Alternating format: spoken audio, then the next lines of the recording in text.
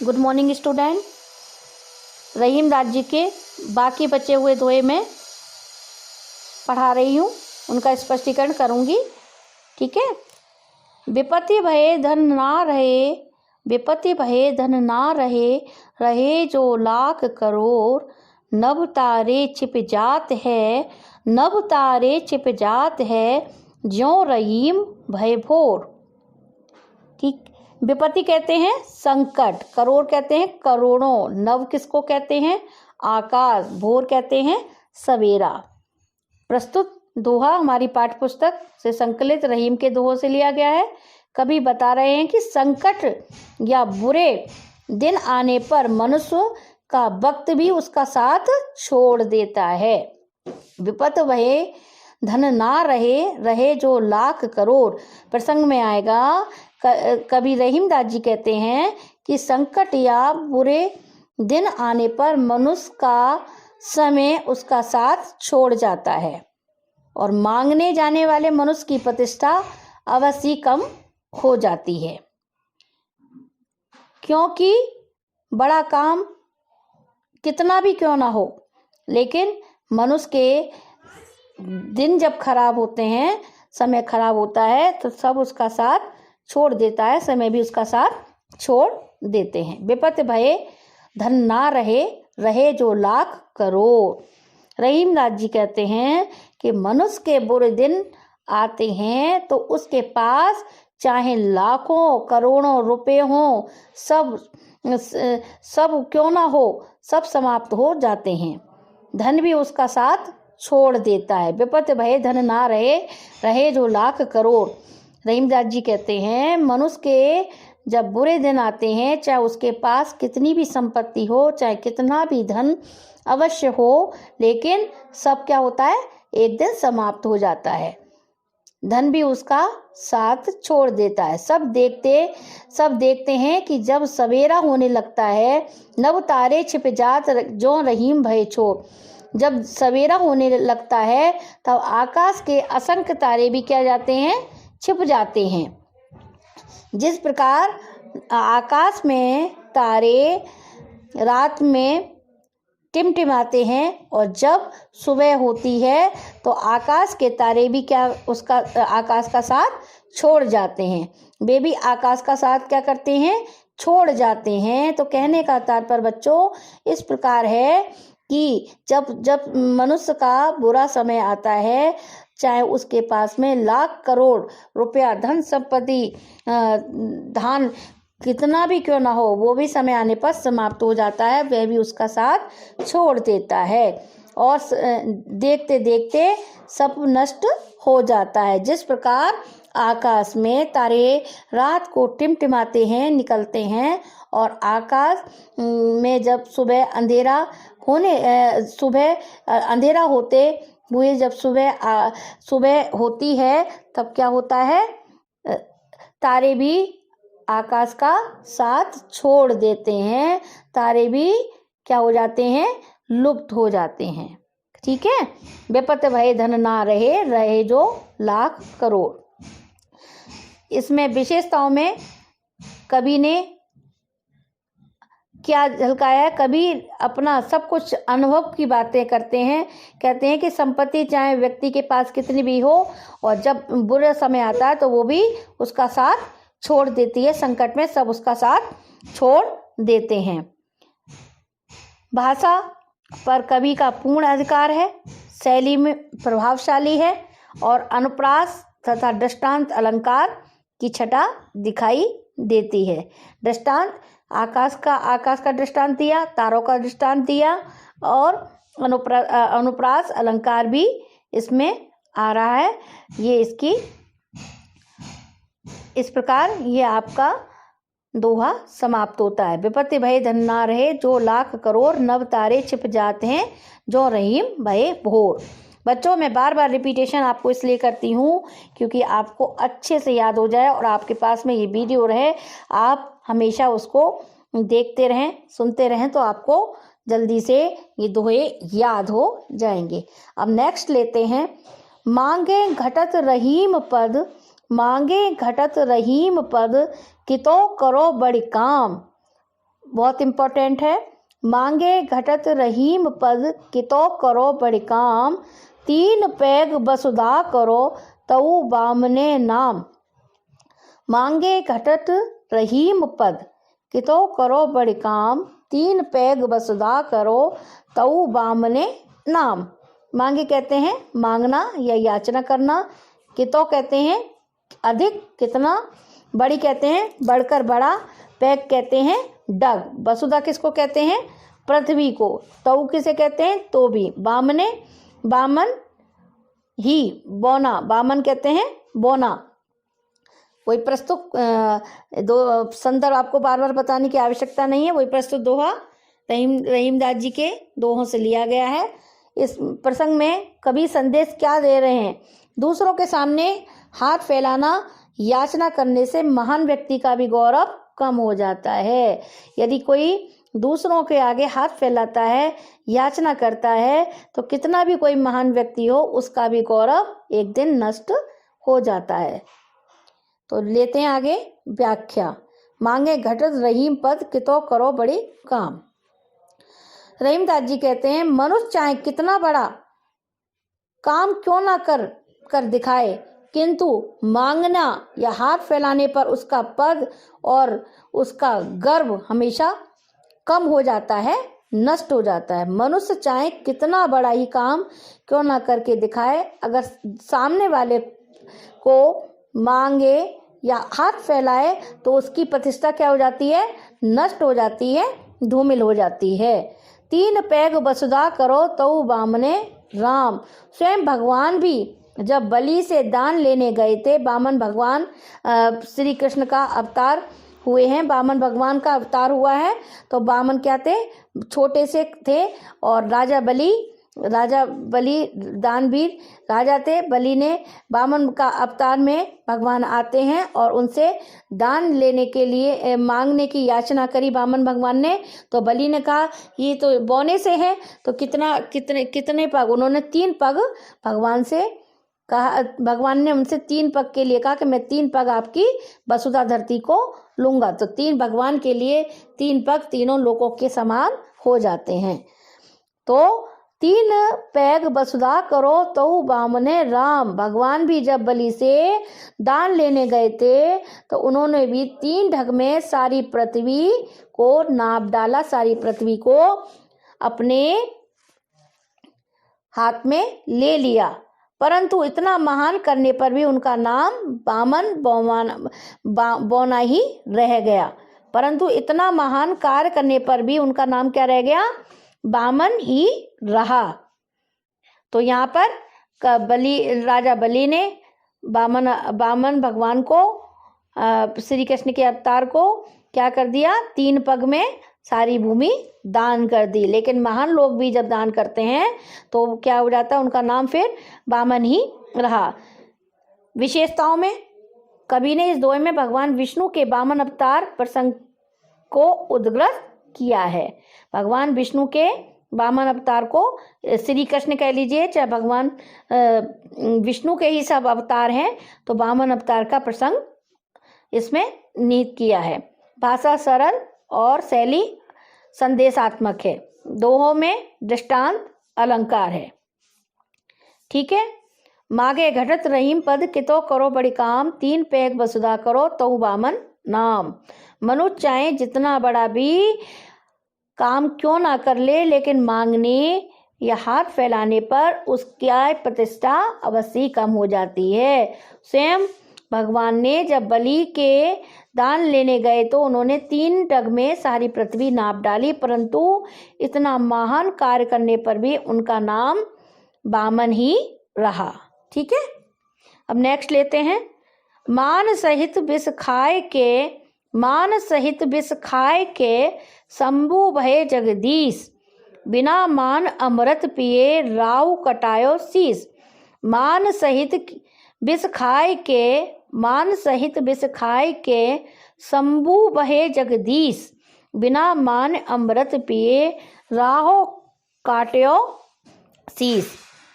मान किसको कहते हैं, सम्मान। विष कहते हैं जहर, शंभु कहते हैं शिव, जगदीश जगत के स्वामी, राव राहु केतु एक दैत्य हैं और राहु ने ये अमृत पी लिया था और भगवान जब उसको पहचाने तो फिर उसका सिर धड़ से अलग कर दिया था। प्रस्तुत दोहा वही हमारी पाठ्य पुस्तक रहीम के दोहों से लिया गया है। इसमें कवि ने अपमान सहित होने वाले महान लाभ को भी तुच्छ बताया है। चाहे हमारा अपमान हो जाए फिर हमें चाहे कितना भी महान कार्य महान समझा जाए, एक बार अपमान होने के बाद में हम कितने भी महान बन जाएं, लेकिन हमारा अपमान ही होता है। ठीक है, बोलते समय वाणी पर संयम रखने का भी यहाँ पर बात कही गई है। मान सहित विष खाए के शंभु भये जगदीश, बिना मान अमृत पिए राहु काट्यो शीश। बच्चों, इसमें भी पौराणिक कथा के बारे में बताया गया है। मान सहित विष खाए के, समुद्र मंथन के समय प्राप्त विष का सम्मान पान करने पर भगवान शिव ने सारे जगत के रक्षक जगदीश कहलाए। समुद्र मंथन के समय विष निकला था तो उसको भी भगवान ने उसका पान कर लिया और तब से शिव भगवान क्या कहलाए? जगदीश कहलाए। परंतु देवताओं के बीच में छिपकर अमृत पीने वाले राहु दैत्य था। राहु नामक दैत्य अपना सिर कटवाना पड़ा। कहने का तात्पर्य इस प्रकार है कि समुद्र मंथन के समय भगवान शिव ने विष का पान किया तो वह जगदीश कहलाए और बिना मान अमृत पिए, और राहु ने क्या करा? देवताओं की पंक्ति में जाकर खड़ा हो गया और उस अमृत को पी लिया और फिर अमृत पीने के बाद में उसका सिर काट दिया गया, कटवाया गया। तो ऐसा महान कार्य से क्या मतलब? तो इसमें उसका मान भी घटा, फिर चाहे कितना भी वह अमर हो गया, लेकिन हमेशा यही होता है कि राहु और केतु ने देवता बनकर अमृत पी लिया और उनका गला काट दिया गया, यानी धड़ अलग कर दिया गया। तो कहने का तात्पर्य बच्चों इस प्रकार है कि हमें कितना भी कठोर कार्य करना पड़े और कठोर कार्य के बाद में जो हमें मान सम्मान प्राप्त होता है और उसका हमें मान सम्मान मिलता है, तो उससे हमें जितनी प्रसन्नता होती है उतनी हमें अपने अपमान से नहीं होती। चाहे भले ही अपमान में हमें कितना भी मान हमारा बढ़ जाए, लेकिन वो मान नहीं कहलाता। जिस प्रकार शिव भगवान ने समुद्र मंथन के समय विष का पान कर लिया और वे जगदीश कहलाए, और राहु ने क्या किया कि देवताओं में छिपकर अमृत का पान कर लिया और हमेशा के लिए सिर अपना कटवा दिया। इसमें भी विशेषताओं में बताया गया, साहित्यिक ब्रजभाषा का प्रयोग किया गया है। उदाहरण अलंकार और दृष्टांत अलंकार निहित है। नेक्स्ट लेते हैं, रहीमन जिब्या बावरी कही गई सरग पाताल, आप तो बही भीतर रही जूती खात कपाल। रहीमन जिब्या बावरी कही गई सरग पाताल, आप तो कही भीतर रही जूती खात कपाल। जीभ कहते हैं, जिब्या को जीभ कहते हैं और बावरी कहते हैं पागल, आवेश में आकर जो पागल हो जाता है। और पाताल स्वर्ग और पाताल, जूता अपमान, कपाल कहते हैं सिर को। वही संदर्भ प्रस्तुत दोहा रहीमदास जी के दोहों से लिया गया है। तो रहीमदास जी यहाँ पर कहते हैं कि सोच समझकर बोलना चाहिए। प्रसंग में रहीमन जिब्या बावरी कही गई सरग पाताल, रहीमदास जी इसमें कहते हैं कि व्यक्ति को मनुष्य को सोच समझकर ही भाषण करना चाहिए, बोलना चाहिए। व्याख्या, रहीमन जिब्या बावरी कही गई सरग पाताल। रहीमदास जी कहते हैं कि यह जीभ बड़ी हल्की होती है बड़ी ही नादान होती है। रहीमन जिब्या बाबरी, ये जीभ बड़ी पागल होती है, बड़ी नादान होती है। बोलते समय इसे कुछ भी उचित और अनुचित का ध्यान नहीं रहता। अगर उचित अनुचित का ध्यान रहे तो कहीं भी अपमान ना सहना पड़े। लेकिन ये क्या होती है, जीभ हमारी क्या होती है, नादान होती है। चाहे अनुचित बोले चाहे उचित बोले, लेकिन जल्दी से किसी बात पर बिना सोचे समझे बोल देना और उसका परिणाम बहुत ही बुरा होता है। आशय यह है कि वाणी के संयम का अपमानजनक फल जूतियां पड़ना मनुष्य को भोगना पड़ता है। अगर हम अपनी वाणी पर संयम नहीं रखेंगे, गलत सलत बोलेंगे, तो हमारे सर पर ही जूती पड़ेगी। आप तो कहे भीतर रही जूती खात कपाल। मनुष्य अपनी वाणी पर संयम, जो मनुष्य अपनी वाणी पर संयम नहीं रखता है, बोलता जाता है, उचित अनुचित का उसको बोध नहीं होता है, तो क्या होता है, फिर गलत बोल देता है, तो फिर सर पर जूते पड़ते हैं, कपाल पर जूतियां पड़ती हैं। तो सोच समझकर ही बोलना चाहिए। बोलते समय बहुत ही सतर्कता बरतनी चाहिए। रहीमन जिब्या बाबरी, कही गई सरक पताल। तो बच्चों, हमें सोच समझकर ही भाषण करना चाहिए। भाषण से मतलब बोलचाल करना चाहिए। किसी को उचित अनुचित का ज्ञान होने पर ही हमें अपनी जिब्या से बोलना चाहिए। अगर हम नहीं बोलते हैं तो हमें अपमान सहना पड़ता है। जिस सर पर हमारे जूती पड़ती है, जब हम किसी के लिए गलत बोलेंगे तो गलत का फल गलत ही प्राप्त होता है। तो बोलते समय हमें बड़ी सतर्कता बरतनी चाहिए। भाषा सरल है, व्यंग्यात्मक एवं अलंकारिक है। तो इनमें मानवीकरण की बात भी कही गई है। मानवीकरण का अनुप्रास अलंकार की छटा दिखाई देती है। नेक्स्ट लेते हैं, अमृत ऐसे बचन में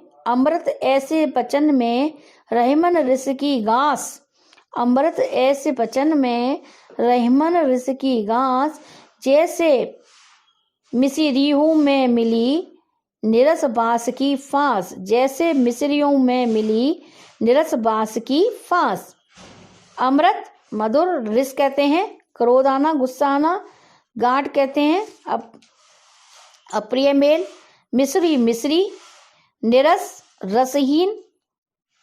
फांस कहते हैं बारीक तिनका, जो आपकी कभी हल्का सा लकड़ी का तिनका जो उंगली में चुभ जाता है तो बड़ी मुश्किल से निकलता है और चुभन अधिक शरीर में देता है। बांस का एक हल्का सा भी तिनका अगर हमारे शरीर में चुभ जाता है तो वो क्या करता है, चुभ जाता है, बड़ा ही कष्ट देता है। फांस, समझ गए? ठीक है। वही संदर्भ प्रस्तुत दोहा हमारी पाठ्य पुस्तक से संकलित रहीम के दोहों से लिया गया है। इसमें कवि ने वाणी को मधुर बनाए रखने और अप्रिय शब्दों के प्रयोग से बचने पर ध्यान दिया है। वाणी को मधुर बनाए रखने के और अप्रिय शब्दों के प्रयोग से बचने का प्रयास किया है। अमृत ऐसे वचन में रहीमदास जी कहते हैं कि व्यक्ति को सदा मधुर और विनम्र वाणी का प्रयोग करना चाहिए। अमृत ऐसे वचन में रहीमन रिस्की गात। रहीमदास जी कहते हैं कि व्यक्ति को सदा मधुर और विनम्र वाणी का प्रयोग ही करना चाहिए। बुरी वाणी, कप्रिय वाणी, कर्णप्रिय वाणी, मधुर बोली में कटु शब्दों का प्रयोग उसी प्रकार खलने लगता है जैसे मधुर मिश्री में बांस की महीन रेशों का उपस्थित रहना। जिस प्रकार जैसे मिश्रियों में मिली निरस बांस की फांस।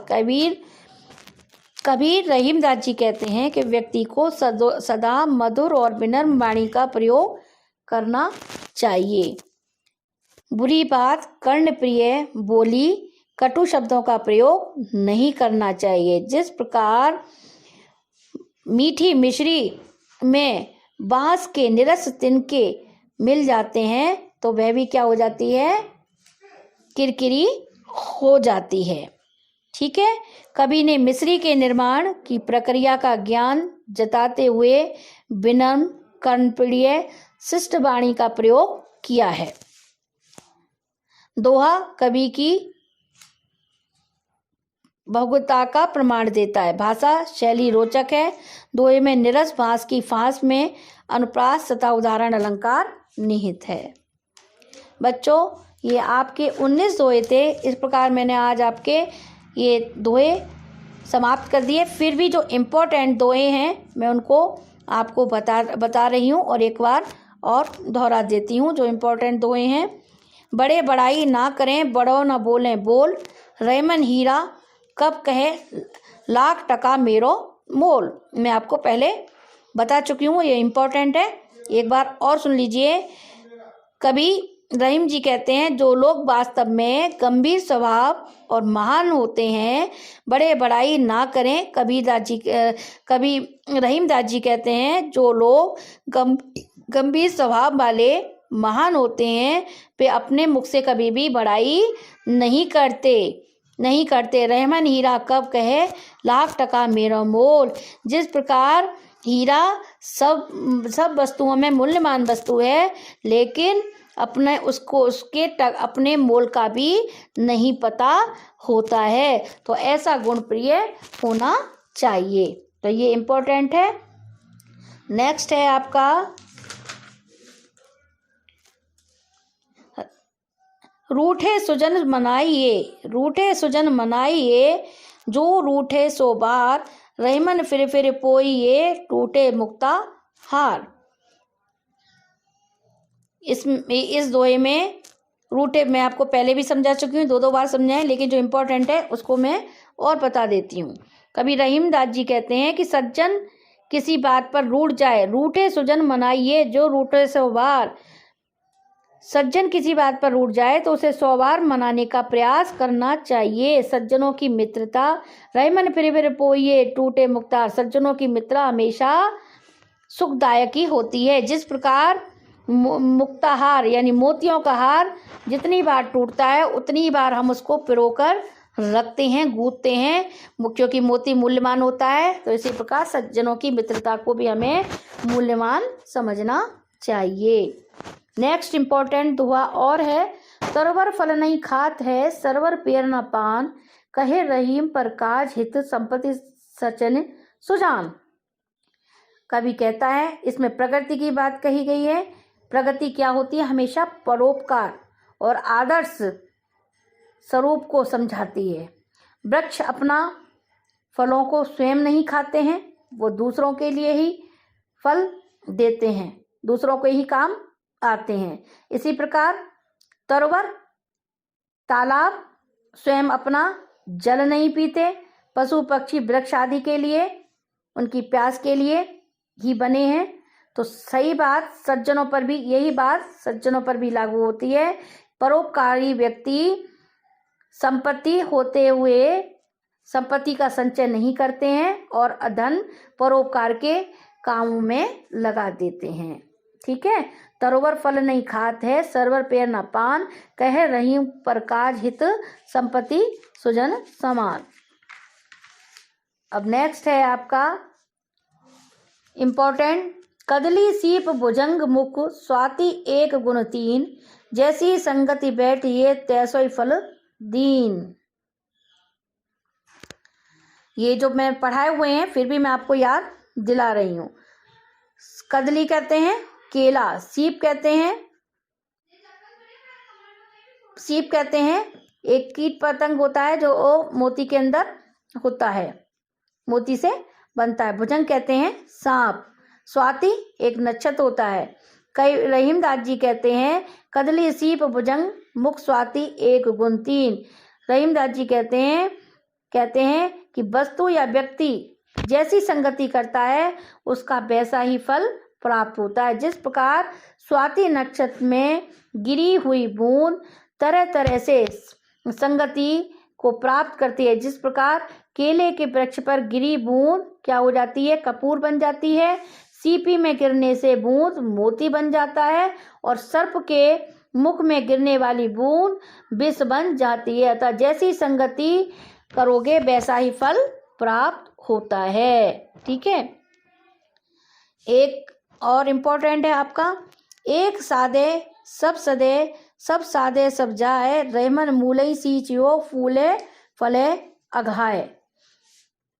इसमें कई रहीम जी कहते हैं कि व्यक्ति को उस एक व्यक्ति या वस्तु को संभालना चाहिए। एक सादे सब सदे सब सादे सब जाए।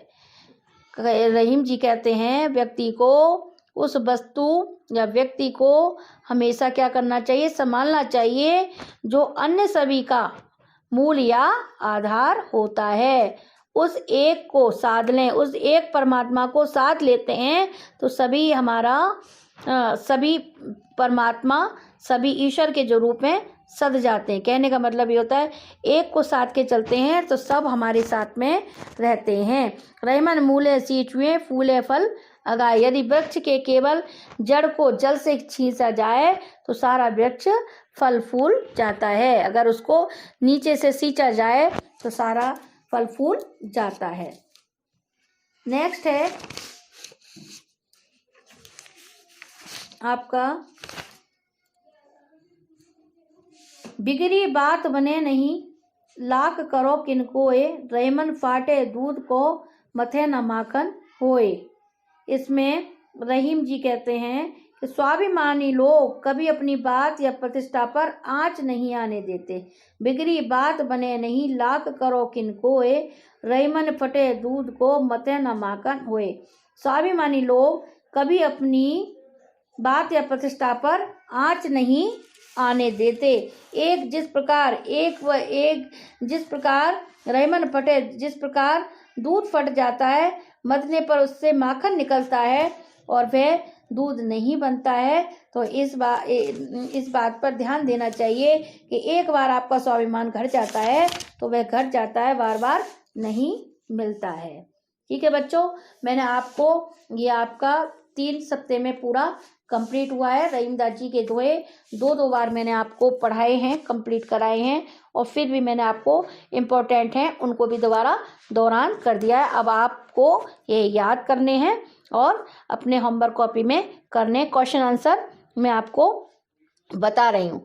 प्रश्निष्ठ प्रश्न है आपका, रहीम के काव्य की सर्वाधिक प्रमुख विशेषता क्या रही है? विपत्ति में धन किसकी तरह लुप्त हो जाता है? ये आपको सिर्फ कॉपी पे नहीं करने हैं, सिर्फ आपको देखना है। काज कर अति लघुतात्मक में काज परे कछु और है, काज करे कछु और, रहमन भवरी के भय नदी सिरावत मोर। ये आपका दोहा दिया गया है, उसके बारे में प्रस्तुत दोहे के माध्यम से रहीमदास जी ने मनुष्य की किस प्रवृत्ति का वर्णन किया है समझाइए। जिस प्रकार दूल्हा मोहर को अपने सर पे लगाता है, फेरे पड़ने के बाद में फिर उस मोहर को क्या है, जल में प्रवाहित कर दिया जाता है तो उसका मूल समाप्त हो जाता है। जब उसका मूल होता है तो किस प्रकार उसको सजाया जाता है, इसमें ये बात कही गई है। ये क्वेश्चन आपको करना है। फिर है नेक्स्ट क्वेश्चन, कवि के अनुसार बुरे स्वभाव वाले व्यक्ति कैसे स्वभाव वाले व्यक्तियों की प्रवृत्ति को बदल नहीं पाते हैं? अभी आपको उदाहरण दिया कि कितना भी किस प्रकार स्वाति नक्षत्र में जो बूंद गिरती है तो किस किस में मोती में पड़ती है, तो सीप में पड़ती है तो मोती बन जाती है, और किस सर्प के मुख में जाती है तो विष बन जाती है। इस तरीके से ये उदाहरण दिए गए हैं, वो आपको करने हैं। नेक्स्ट है, रहीमदास जी ने सज्जन व्यक्ति के रूठ जाने पर भी बार बार मनाने की बात क्यों कही गई है? मैंने आपको दोहों के माध्यम से बहुत बार समझा दिया है। रहीमदास जी ने सज्जन व्यक्ति रूठ जाए तो उसको बार बार मनाना चाहिए, क्योंकि सज्जन व्यक्ति आपसे अगर रूठ जाता है तो वह आप इसमें संगति की बात कही गई है कि जिस प्रकार संगति पर अब बुरी संगति पर असर पड़ता है, बुरी संगति का हम पर असर पड़ जाता है, अच्छी संगति होगी तो अच्छा असर पड़ जाता है। नेक्स्ट है आपका लघुतात्मक प्रश्न में, थोते बादर क्वार के पछली बार प्रस्तुत दोहे का भाव स्पष्ट कीजिए। भाव में आपके पूरी इसकी दोहा का भावार्थ आएगा। नीति काव्य के क्षेत्र में नेक्स्ट क्वेश्चन है, नीति काव्य के क्षेत्र में रहीम का स्थान सर्वोपरि, इस कथन के विषय में अपने विचार लिखिए। ठीक है। फिर नेक्स्ट है आपका, रहीम ने मनुष्य को अपने मन की व्यथा अपने तक ही सीमित रखने को क्यों कहा है। ये क्वेश्चन भी इम्पोर्टेंट है, करना है। मांगे घटत रहीम पद त्रऊ बामने नाम। इसमें मैंने आपको बताया था कि बामन विष्णु का बामन अवतार हुआ था, उसके बारे में प्रस्तुत दोहे का कथन स्पष्ट कीजिए, ये बताना है। तो बच्चों इस प्रकार आपका मैंने पूरे दोहे और आपको प्रश्नोत्तर समझा दिए हैं। होमवर्क में आपको प्रश्नोत्तर करने हैं बच्चों। आपको होमवर्क कॉपी बनानी है, आपके प्रश्नोत्तर जो भी आपको कार्य मिलता है उसी के द्वारा आपका सेशनल्स मार्क्स आपके जाएंगे। तो आप सभी वीडियो को देखें, समझें और अपना होमवर्क कंप्लीट करें। कॉपी आपकी बिल्कुल अच्छी होनी चाहिए, राइटिंग आपका स्पष्ट होना चाहिए और आप चाहें तो कई पेन से भी कार्य कर सकते हैं। जितनी सुंदर कॉपी होगी उतने ही आपको अच्छे मार्क्स मिलेंगे। ओके, धन्यवाद।